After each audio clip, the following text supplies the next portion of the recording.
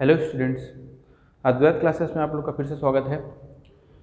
तो पिछले 3 वीडियो में हमने क्या क्या पढ़ लिया था।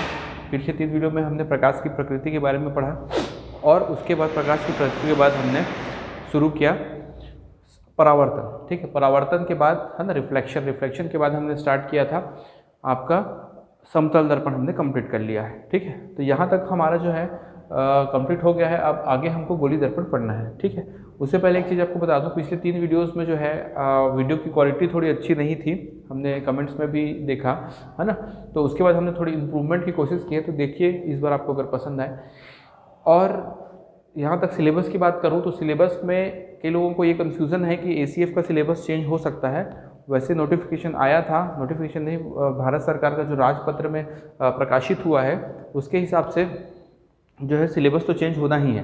ठीक है, तो कितना चेंज होगा, क्या चेंज होगा, ये अनुमान हम तो नहीं लगा सकते, लेकिन इतना हम बोल सकते हैं कि पिछला जो सिलेबस था वो CGPSC मेंस के पेपर पर बेस्ड था, कम्प्लीटली टोटल वही था पूरा, है ना। तो इस बार भी हम ये मान के चल रहे हैं क्योंकि CGPSC मेंस का भी जो है आपका चेंज हुआ है, साइंस का पोर्शन जो है उसका सिलेबस चेंज हुआ है। तो इस बार भी हम जो है उसी सिलेबस के हिसाब से अभी पढ़ेंगे, और जब नया सिलेबस आएगा तो उस समय जो भी चेंजेस रहेंगे वो चेंजेस हम लोग यहाँ पे अगर जो छूटेगा उसको हम लोग कंप्लीट कर लेंगे। ठीक है, तो लाइट चैप्टर तो रहना ही है। लाइट में कहाँ तक जाना है वो हम कहाँ से देखेंगे, हम वो सिलेबस से स्टार्ट करेंगे। कौन सा सिलेबस? जो CGPSC का मेंस का सिलेबस है वो हम लोग कंप्लीट करते जा रहे हैं। तो ये जो है जो वीडियोज़ बन रही है वो CGPSC मेंस के लिए भी फ़ायदेमंद हो सकता है। ठीक है, तो CGPSC मेंस के जो स्टूडेंट्स हैं वो भी इसका फ़ायदा ले सकते हैं। ठीक है, साइंस में समझना ज़्यादा ज़रूरी है, समझने के बाद आप जो है उसको अपने हिसाब से उसको एलेबोरेट कर सकते हैं। ठीक है, चलिए स्टार्ट करते हैं। सबसे पहले क्या है, गोली दर्पण। गोली दर्पण 2 प्रकार के होते हैं, उत्तल दर्पण और अवतल दर्पण। ठीक है, अवतल दर्पण मतलब हो गया कॉन्केव मिरर और उत्तल दर्पण मतलब हो गया कॉन्वेक्स मिरर। ठीक है, ये इंग्लिश वर्ड भी याद रखना है। अच्छा, और जो अवतल दर्पण है उसको हम कन्वर्जेंस अभिसारी दर्पण भी कहते हैं, और जो कॉन्केव लेंस है, जो कॉन्केव मिरर है, उत्तर दर्पण है, उसको हम लोग डाइवर्जेंस या फिर अपसारी दर्पण भी कहते हैं। ये अपसारी और अभिसारी, ये शब्द को आपको याद रखना है, अभिसारी और अपसारी। देखिए, इसको याद करने का मैं एक तरीका बताऊंगा आपको, हम उसकी प्रॉपर्टीज जब देखेंगे उस समय मैं आपको याद करवा दूंगा, क्योंकि डायरेक्ट क्वेश्चन भी पूछा है कि अपसारी लेंस, अपसारी जो दर्पण है कौन सा दर्पण को कहते हैं। ठीक है, तो आगे हम लोग देखते हैं अभी इस अवतल दर्पण के बारे में, हम लोग कैसे इमेज बनता है और उस इमेज के बनने के प्रॉपर्टीज़ के हिसाब से कौन कौन से इसके यूजेस हैं, ये हम लोग अच्छी तरीके से याद करेंगे। ठीक है, तो सबसे पहले हम लोग जो बेसिक चीज़ें वो देख लेते हैं, बेसिक जो टर्मिनोलॉजीज़ हैं उसके बारे में हम लोग पढ़ लेते हैं। क्या क्या टर्मिनोलॉजी है देखिए, एक तो है आपका सेंटर ऑफ कर्वेचर, जिसको बोलते हैं वक्रता केंद्र। वक्रता केंद्र क्या है, देखिए ये जो दर्पण बना है, ये जो दर्पण बना है वो किसी न किसी एक बड़े गोले से काट के बनाया गया होगा। तो ये एक गोला है, समझिए, इस गोले को काट के, यहाँ से काट के उसने ये आपको निकाला है। तो इस जो दर्पण जिससे काटा है उसका जो मिडिल पॉइंट है, उसका जो सेंटर पॉइंट है वो कहलाता है सेंटर ऑफ कर्वेचर, या उसको कहते हैं आपका वक्रता केंद्र। ये फोकस क्या होता है, फोकस जो है ये दोनों के बीच का पॉइंट है, मतलब जो बोल सकते हैं कि हाफ ऑफ द त्रिज्या का आधा। ठीक है, क्या बोल सकते हैं, त्रिज्या का जो आधा है वो क्या कहलाता है, वहाँ पे आपको फोकस को लेना है। ठीक है, ये फोकस हो गया, ये क्या हो गया, ध्रुव हो गया, जो पॉइंट है मिडिल, यहाँ पे एक्सिस, ये देखिए, ये जो है मुख्य अक्ष है, ये जो है मुख्य अक्ष है, इसको मुख्य अक्ष कहते हैं। दोनों दर्पण में देखिए, दोनों दर्पण में देखते जाना है हमको। ठीक है, ये मुख्य अक्ष है, ये फोकस है, ये सेंटर ऑफ कर्वेचर है, मतलब वक्रता त्रिज्या, वक्रता केंद्र और फोकस। यहाँ पे भी वक्रता केंद्र और फोकस, इसका जो गोला है वो ऐसा बनेगा, उस तरफ आएगा, है ना, इसका कर्वेचर उस तरफ है, इसलिए उसका सेंटर ऑफ कर्वेचर कहाँ रहेगा, इधर रहेगा। ठीक है, अब देखिए ये ध्रुव हो गया, फोकस हो गया, वक्रता केंद्र हो गया। अब देखिए यह P से लेके जो C का डिस्टेंस है, ये वाला जो डिस्टेंस है, इस डिस्टेंस को हम क्या कहेंगे, वक्रता त्रिज्या कहेंगे। क्या कहेंगे, वक्रता त्रिज्या। ठीक है, वक्रता त्रिज्या कहेंगे यहाँ से यहाँ का, और वैसे ही यहाँ से यहाँ को क्या बोलेंगे हम लोग, वक्रता त्रिज्या कहेंगे। ठीक है, ठीक है, उसके बाद ये जो फोकस है, ये P से F के बीच की जो दूरी है, इसको हम क्या कहेंगे, इसको हम बोलेंगे फोकस दूरी। क्या कहेंगे, फोकस दूरी। वैसे यहाँ से यहाँ के बीच की दूरी फोकस दूरी, और एक्सिस एक्स से एक्स डेस की जो आपका मिडिल लकीर बीच से जाती है वो क्या कहलाता है, ये मुख्य अक्ष कहलाता है। ये भी यहाँ से यहाँ तक का मुख्य अक्ष है। ठीक है, ये सामान्य चीज़ें हो गई। इसके बारे में अवतल दर्पण और उत्तल दर्पण ये आपको याद रखना है। इसके बाद यहीं पे हम इसका साइन कन्वेंशन देख लेते हैं जब हम, क्योंकि अभी हम लोग जब न्यूमेरिकल सॉल्व करेंगे तो न्यूमेरिकल सॉल्व करते समय इसका बहुत महत्व है, प्लस माइनस से पूरा जो है आंसर आपका चेंज हो जाता है। तो हम देखेंगे पॉजिटिव कब लेंगे और निगेटिव कब लेंगे, इस चीज़ को देखते हैं। देखिए सबसे पहले हम जब भी, देखिए ये वाली चीज़ आपको पता है, जैसे ये है ना कोऑर्डिनेशन, है ना, इसमें क्या होता है, इसमें आपका ये वाला जो सेक्शन है ये पॉजिटिव वाला सेक्शन है, ठीक है, ये पॉजिटिव है, ये दोनों, ये पॉजिटिव होता है और ये पॉजिटिव होता है और ये निगेटिव होता है और ये निगेटिव होता है। उसी तरीके से हम क्या लेंगे, ये जो पॉइंट है इसको हम मान के चलेंगे सेंटर पॉइंट। इस सेंटर पॉइंट से अगर आप लेफ्ट की तरफ जाएंगे, ठीक है, अगर आप लेफ्ट की तरफ जाएंगे तो लेफ्ट की तरफ क्या पड़ेगा, उसको हमेशा क्या लेना है, निगेटिव लेना है। इस वाले तरफ जाओगे तो हमेशा क्या रहेगा, निगेटिव रहेगा। और यदि आप उस तरफ जाते हैं, ठीक है, यदि आप इस वाले पॉइंट के इस तरफ जाएंगे तो हमेशा क्या रहेगा, पॉजिटिव रहेगा। दोनों ही केस में आप इधर आओगे तो निगेटिव और उधर जाओगे तो पॉजिटिव, ठीक है, दिख रहा है। तो यहाँ से एक चीज़ समझ में आ रही है कि इसके जो दोनों डायमेंशंस हैं PC और PF, मतलब वक्रता, त्रिज्या और फोकस, ये दोनों ही क्या है, निगेटिव है। दोनों ही क्या आएंगे, निगेटिव आएंगे। और इस तरफ ये दोनों क्या आएंगे, पॉजिटिव आएंगे, ठीक है। ये साइन कन्वेंशन हो गया, इसका हम लोग प्रयोग करेंगे।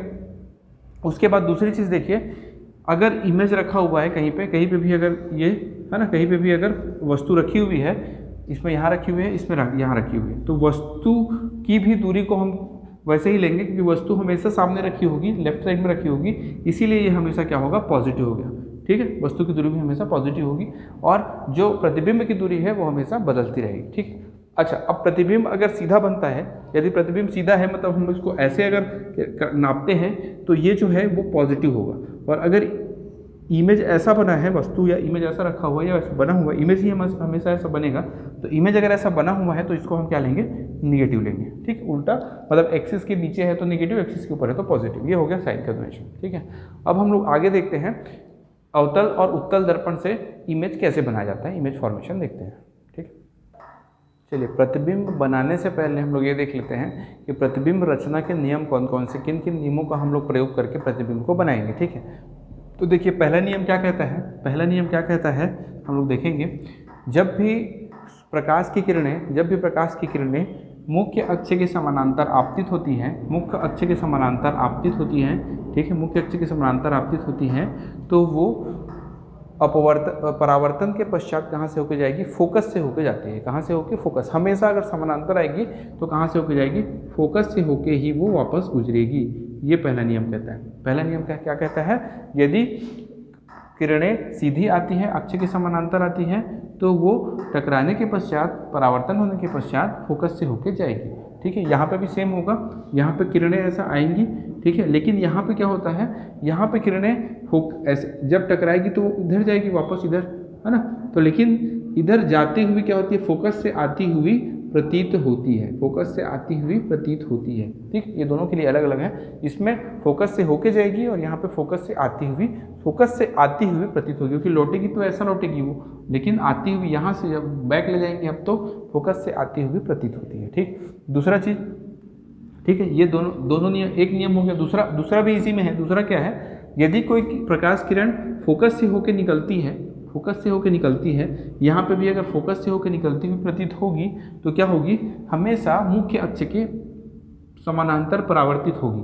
मतलब यहाँ से निकलेगी तो समानांतर हो जाएगी और समानांतर आएगी तो यहाँ पे आके फोकस होगी। तो ये दोनों प्रॉपर्टीज़ हैं किसकी, प्रतिबिंब के, ये उत्तल दर्पण में, ठीक है। वैसे ही अवतल दर्पण में और वैसे ही उत्तल दर्पण में भी वही होता है। आती हुई प्रतीत अगर हो रही है, प्रकाश की किरणें अगर आती हुई प्रतीत हो रही हैं, है ना, ऐसा आ रही हैं, अगर आती हुई प्रतीत हो रही हैं, तो क्या होगा, ये मुख्य अक्ष के समानांतर जाके वापस चला जाएगा, मुख्य अक्ष के समानांतर परावर्तित हो जाएगा, ठीक। पहला और दूसरा नियम एक ही में हो गया, ठीक। तीसरा नियम क्या कहता है, यदि प्रकाश की किरण C से होके चलती है, मतलब अगर ये C से होके ऐसा जाएगी, ठीक, C से होके जाएगी तो हमेशा उसी दिशा में वापस, उसी रास्ते से, उसी दिशा में, उसी पाथ को फॉलो करते हुए वापस लौट जाती है। इसमें भी वही है, यदि प्रकाश की किरण ऐसी आती हुई प्रतीत हो रही है, C से आती हुई प्रतीत होती है, तो वो उसी डायरेक्शन में क्या हो जाती है, वापस लौट जाती है। ऐसा आई और ऐसा वापस चली गई, ठीक। ये समझ में आया, तीसरा नियम हो गया, समझ में आया तीसरा नियम। चौथा नियम क्या है, ये पोल है ना, ध्रुव है, तो तो यदि ध्रुव से जाती है तो उतने ही एंगल से क्या हो जाएगी, परावर्तित हो जाएगी। मतलब ये ध्रुव से गई अगर, तो ध्रुव से टकराने के बाद क्या हो जाएगी, वापस उसी एंगल से परावर्तित हो जाएगी। यहाँ पे भी सेम होगा, लेकिन ध्रुव से आती है तो ध्रुव से आते हुए फिर ये वापस जो है परावर्तित हो जाती है। ठीक, इसके लिए सेम, सॉरी यहाँ पे, ठीक है, ये यहाँ पे ऐसा आई और वहीं से क्या होगी, वापस लौट गई। ठीक, ये 3 नियम, 4 नियम है, याद रखना। पहला नियम, यदि समानांतर मुख्य अक्ष के समानांतर आपतित होती है तो फोकस पे जाके मिलेगी, और यदि फोकस से निकलती हुई प्रतीत होती है, फोकस से निकलती है तो मुख्य अक्ष के समानांतर आपतित हो जाती है, परावर्तित हो जाती है। ठीक है, उसके बाद तीसरा चीज़ क्या था, यदि सी से होके जाएगी तो सी से वापस लौट जाएगी, उसी रास्ते से, उसी पाथ से वापस लौट जाएगी। इसमें भी वही चीज़ हो रहा है, यदि सी से आती हुई प्रतीत होती है तो वहीं से यहाँ पे भी वही रिफ्लेक्शन जो होगा वो उसी पाथ से होगा। ठीक है, यहाँ पे देखिए, यहाँ पे अगर ध्रुव से होके जाता है तो ध्रुव से होके जाएगा तो जितने एंगल से आपतित होगा उतने एंगल से परावर्तित हो जाएगा। ये 4 नियम का हम लोग प्रयोग करेंगे, किन्हीं भी 2 या 3 नियमों का प्रयोग करके हम जो है प्रतिबिंब को प्राप्त कर सकते हैं। ठीक है, अब देखते हैं इमेज फॉर्मेशन कैसा होता है। चलिए तो देखते हैं कि इमेज फॉर्मेशन जो हमने अभी देखा कि किस किस नियम से बनते हैं, 4 नियम हमने देखे, उसके हिसाब से किसी भी 2 नियमों का प्रयोग करके हम जो है इमेज फॉर्मेशन को देख सकते हैं, समझ सकते हैं। ठीक है, सबसे पहले देखिए, हम लोग अवतल दर्पण देख रहे हैं और वस्तु की स्थिति यहाँ पे मैं लिखूंगा, प्रतिबिंब की रचना कैसे होगा, प्रतिबिंब कैसे बनेगा, प्रतिबिंब की स्थिति क्या होगी और उसकी प्रकृति, मतलब कहाँ पे बनेगा, दर्पण के कहाँ पे अपने को दिखेगा और उसकी प्रकृति कैसी होगी। ठीक है, प्रकृति के बारे में एक चीज़ मैं बता देना चाहता हूँ कि वस्तु जो है ये वास्तविक और आभासी 2 चीज़ हमारे आएगा, जब भी सामने हम लोग पढ़ेंगे तो वास्तविक और आभासी 2 शब्द आएंगे। तो उसका अर्थ क्या है मैं बता देता हूँ। वास्तविक और आभासी का मतलब ये है कि जब भी हम जो है प्रतिबिंब बनाएंगे तो प्रतिबिंब बनाते समय जो एग्जैक्ट जो लाइन है, एग्जैक्ट जो किरण है, किरण के मिलने से, जहाँ पे किरण के मिलने से अगर प्रतिबिंब बनता है, ठीक है, वहाँ पे किरण के मिलने से जो प्रतिबिंब बनेगा वो हमेशा क्या बनेगा, वो वास्तविक होगा। और आभासी क्या होगा, जब हम किसी किरणों को आती हुई प्रतीत होती है ऐसा बोलेंगे, जब भी कहीं भी हम लोग बोलेंगे कि किरण जो है आती हुई प्रतीत हो रही है और वहाँ पे हम उसको मिला रहे हैं, तब उसको जो है हम क्या कहेंगे, उस स्थिति में उसको हम लोग आभासी कहेंगे। फिर मैं बताते जाऊँगा आगे जब आभासी और वास्तविक आएगा तो कैसे कैसे आभासी और वास्तविक क्यों कहते हैं। ठीक है, अभी चलिए देखते हैं आगे। सबसे पहले मान लेते हैं कि वस्तु अनंत पर रखी हुई है। अनंत पर रखी हुई मतलब बहुत दूर है, मैंने दिखा तो दिया यहाँ पे, लेकिन वो वस्तु क्या है, बहुत दूर पर रखी हुई है। तो जब भी वस्तु दूर पर रखी हो तो हमने देखा इमेज फॉर्मेशन में 4 जो नियम हैं, तो हम लोग को ये हमेशा मानते चलना है कि जो वस्तु से आने वाली किरण है वो हमेशा मुख्य अक्ष के क्या होगी, समानांतर आएगी। किरण हमेशा क्या आएगी, मुख्य अक्ष के समानांतर ही आएगी, ये हमको मान के चलना है। कब, जब वस्तु अनंत पर रखी हुई। ये ऐसा तिरछा ऐसा नहीं आएगा, कभी भी ऐसा तिरछा या ऐसा घूम के नहीं आएगा। हमेशा याद रखना है जब भी अनंत में वस्तु रखी हुई तो हमेशा वो किरण जो आपतित होगी सीधी आपतित होगी। मतलब ये हम लोग मान सकते हैं कि ये किरण आई ऐसा, ठीक, पैरेलल आई। तो जो इमेज फॉर्मेशन का पहला नियम है उसके हिसाब से जब भी किरणें जो है अगर समानांतर आपतित होती है तो कहाँ से होके जाएगी, फोकस से होके जाती है। ठीक है, कहाँ से होके जाएगी, फोकस से होके जाएगी। तो ये जो हमको मिल रहा है इमेज कहाँ पे मिल रहा है, फोकस पर। तो यहाँ पे इमेज बनेगा क्योंकि सभी किरणें यहीं पे आके मिलेगी, तो आपका इमेज यहाँ पे बनेगा। और इमेज की स्थिति कहाँ पे होगी, फोकस पर। और उसका प्रकृति क्या होगी, देखिए वस्तु हमेशा क्या बनेगा, उल्टा ही बनता है। इसमें अवतल दर्पण में याद रखना मैक्सिमम स्थितियों में एक ही स्थिति ऐसी होगी जहाँ पे सीधा बनेगा, तो वस्तु का प्रतिबिंब हमेशा क्या बनेगा, उल्टा बनेगा। वस्तु से बहुत छोटा है, देखिए वस्तु से बहुत छोटा बना है और वास्तविक बनेगा। जब भी उल्टा बनेगा तो वास्तविक, ये जोड़ी याद रखना है, उल्टा है तो वास्तविक है और अगर सीधा है तो आभासी है। ठीक है, ये हमेशा एक जोड़ी के जैसा ही आएगा, दोनों एक साथ आएगा, कभी अलग अलग नहीं आएगा। अगर उल्टा बना है तो वास्तविक ही बनेगा, सीधा बना है तो आभासी ही बनेगा। ठीक है, ये याद कर लीजिए।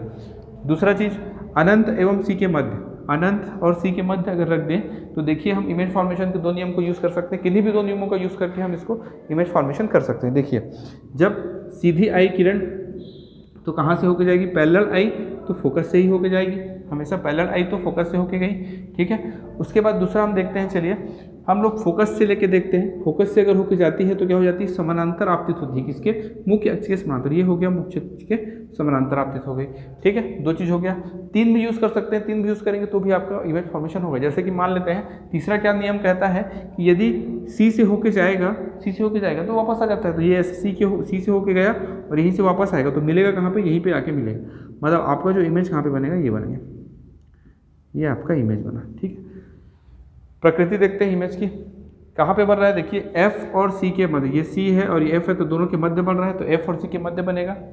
ठीक है, इमेज कहाँ बनेगा, F और C के मध्य। दूसरी उल्टा तो बन ही रहा है, दिख रहा है आपको, उल्टा बनेगा, वस्तु से अभी भी छोटा है, वस्तु से अभी भी क्या है, छोटा है और वास्तविक है। जब भी उल्टा बनेगा तो क्या बनेगा, वास्तविक। वास्तविक क्यों बोल रहा हूँ कि यहाँ पे हम किरणों को मिला रहे हैं, जहाँ पे मिल रही है वहीं पे इमेज बना रहे हैं, इसलिए ये वास्तविक प्रतिबिंब है। ठीक है, अभी आभासी कैसे बनेगा मैं आगे बताऊंगा जब आभासी वाला प्रतिबिंब आएगा तो।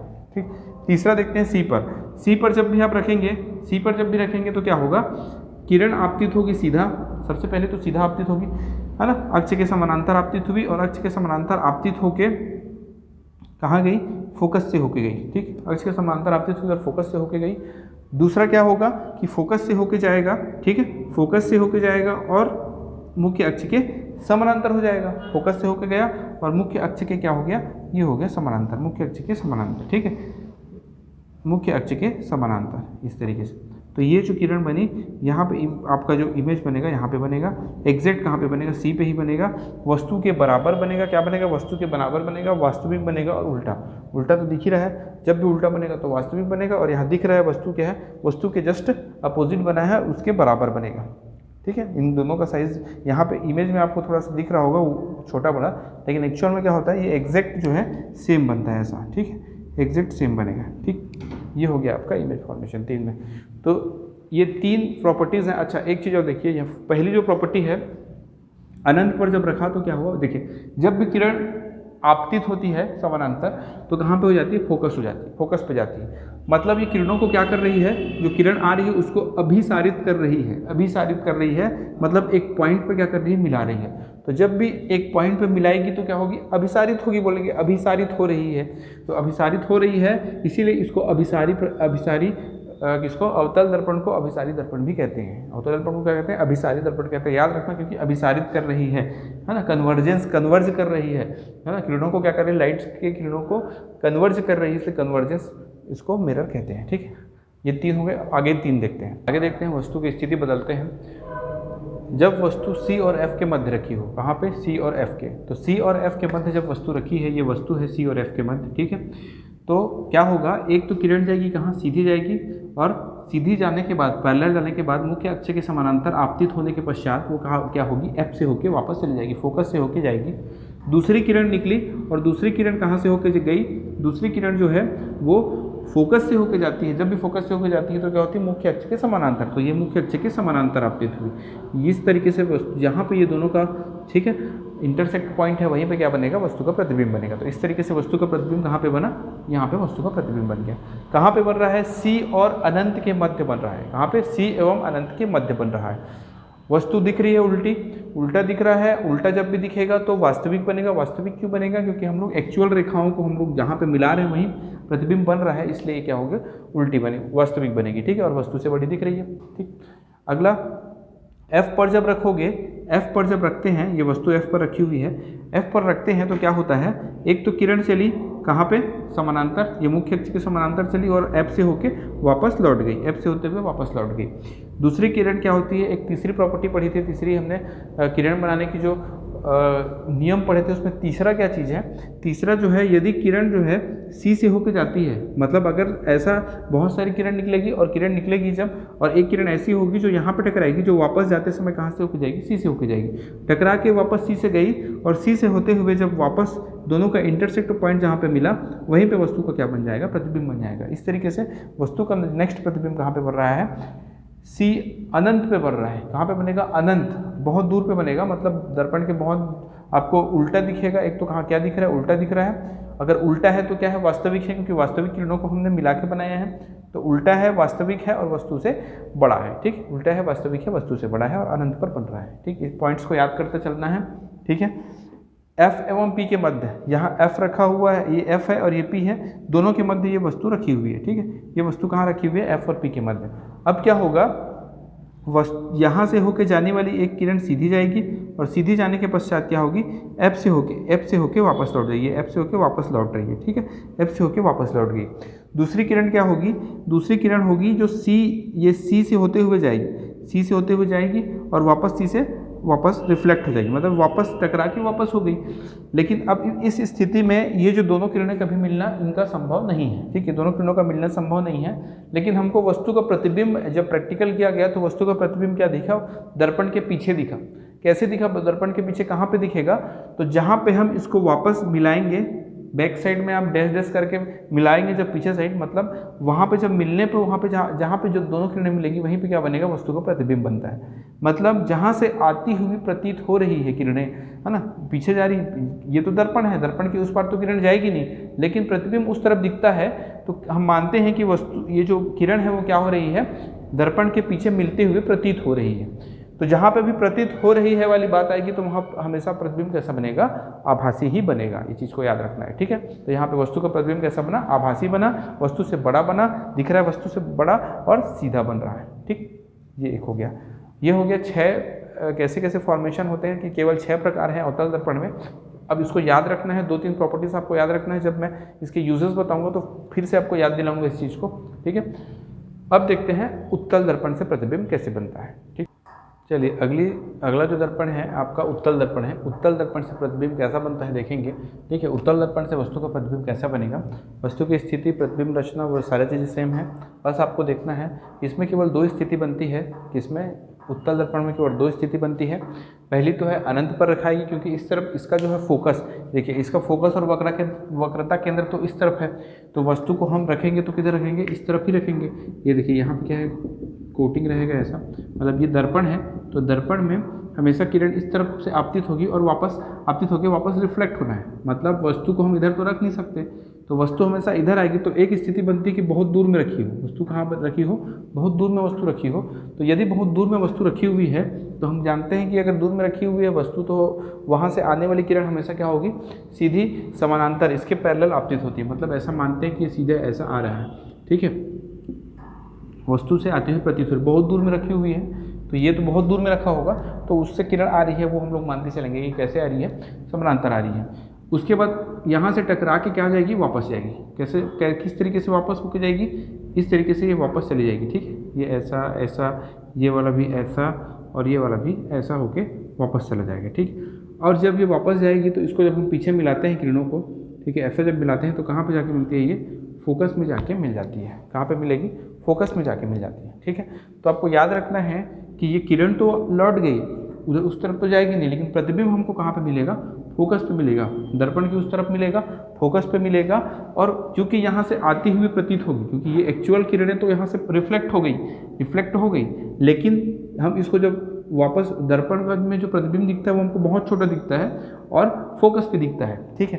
तो जब हम इसको पीछे मिलाते हैं तो हमको वहीं पे प्रतिबिंब प्राप्त होता है, ठीक है। इस तरह देखिए, इसमें जो आपको ये नहीं मानना है कि ये वापस लौट गई तो प्रतिबिंब वहाँ कैसे बन गया, ठीक है। ये प्रैक्टिकल किया गया है और प्रैक्टिकल करने के बाद आपको ऐसा उनको जो है मिला है, इसका एक एक्सप्लेनेशन करने के लिए ये दिया गया है, ठीक है। तो जब पीछे गया तो कहाँ पे आया, फोकस पे आया, इसका मतलब फोकस पे बनेगा।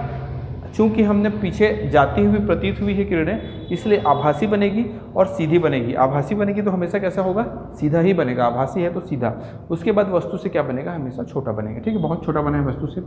दूसरी कंडीशन देख लेते हैं यहाँ पे, अगर वस्तु को हम कहीं पे भी रखते हैं, अनंत से लेके पी के मध्य अगर कहीं पे भी रखा जाए तो क्या होगा, देखिए सबसे पहली बात, किरण जब आएगी सीधी आएगी, ठीक है, सीधी आएगी, ये सीधी टकराई, टकराने के बाद ये रिफ्लेक्ट हुई, और रिफ्लेक्ट हुई तो एक तो कहाँ से होकर गई, फोकस से होकर गई, फोकस से जाती हुई प्रतीत हुई, ठीक, फोकस से आती हुई प्रतीत हुई। दूसरी चीज़, दूसरी जो किरण है वो कहाँ से जाएगी, ये जाएगी सी से होके, मतलब ये ऐसा गया, एक किरण यहाँ से जाएगा, चूँकि सी से होके जाता है, सी से होके अगर ऐसे जाती हुई प्रतीत भी होती है तो सी से होके अगर जाती हुई प्रतीत होती है तो वो भी क्या हो जाती है, वापस उसी दिशा में, वापस उसी रास्ते से, उसी पथ से वो वापस लौट जाएगी। मतलब अगर ऐसा जा रही है तो ये यहीं से जाएगी और यहीं से वापस लौट जाएगी, लेकिन आती हुई कहाँ से प्रतीत होगी, अपने को सी से आती हुई प्रतीत होगी। तो यहाँ दोनों का जो इंटरसेक्शन पॉइंट है, यहाँ पे जो है वस्तु का प्रतिबिंब बन रहा है, ठीक है, दिख रहा है। एफ एवं पी के मध्य, फोकस और पी के, हमेशा फोकस और पी के मध्य ही बनेगा। आप कहीं पे भी रख लो इस दर्पण के, उत्तल दर्पण के सामने वस्तु को कहीं पे भी रखोगे तो आपका जो प्रतिबिंब है एफ और पी के मध्य बनेगा, वस्तु से छोटा बनेगा, सीधा बनेगा और आभासी बनेगा, क्योंकि हमेशा आती हुई प्रतीत होगी, और आती हुई प्रतीत होगी मतलब क्या होगा, आभासी बनेगा, ठीक। और सीधा बनेगा, दिख रहा है, इरेक्ट हमेशा इरेक्ट बनता है और वस्तु से छोटा बनता है। ठीक है, ये हो गया आपका उत्तल दर्पण से केवल 2 ही तरीके से प्रतिबिंब बनते हैं। ठीक है, इसको स्क्रीनशॉट ले सकते हैं। अब इस तरीके से ये हमारा जो है उत्तल और अवतल दर्पण से कैसे बनता है खत्म हो गया। अब हम लोग देखेंगे कि इसके यूजेस कहाँ पे है। ठीक है, अच्छा एक चीज़ और बताना चाहता हूँ, जैसे यहाँ पे क्या हो रहा है, जब भी किरणें आ रही हैं, अनंत से आ रही है ना, सीधी आ रही है तो क्या हो रही है, वापस ऐसा जा रहा है ना, मतलब क्या हो रहा है, ये डाइवर्ज हो रहा है। डाइवर्ज हो रहा है मतलब चारों दिशाओं में फैल रहा है, अपसारी, अपसार हो रहा है। अपसार हो रहा है मतलब अप मतलब जैसे ऊपर, याद करने के लिए बता रहा हूँ, अप मतलब ऊपर, तो ऊपर की ओर जाना, फैलना मतलब अपसारी, इसीलिए इसको क्या बोलते हैं, डाइवर्जेंस दर्पण कहते हैं। डाइवर्जेंस है ना, डाइवर्जेंस आपका दर्पण ये कहलाता है, मतलब अपसारी दर्पण कहलाएगा। क्या कहलाएगा, अपसारी दर्पण। कौन, उत्तल दर्पण हमेशा क्या कहलाएगा, अपसारी दर्पण, डाइवर्जेंस मिरर। ठीक है, इस चीज़ को याद रखना है। तो क्यों कहते हैं, समझ में आया, कन्वर्जेंस डाइवर्जेंस, इसमें जब किरण आपतित होती है तो फैल जाती है, फैलती है, इसलिए ये डाइवर्जेंस है। उसमें क्या होती थी, आपतित होती थी, कहाँ पर, फोकस में आके, इसीलिए उसको क्या कहते हैं, उसको जो है अभिसारी दर्पण कहते थे, और ये क्या है, अपसारी दर्पण। ठीक है, इस शब्द को भी याद रखना है, अपसारी और अभिसारी। ठीक, ये हो गया खत्म। आगे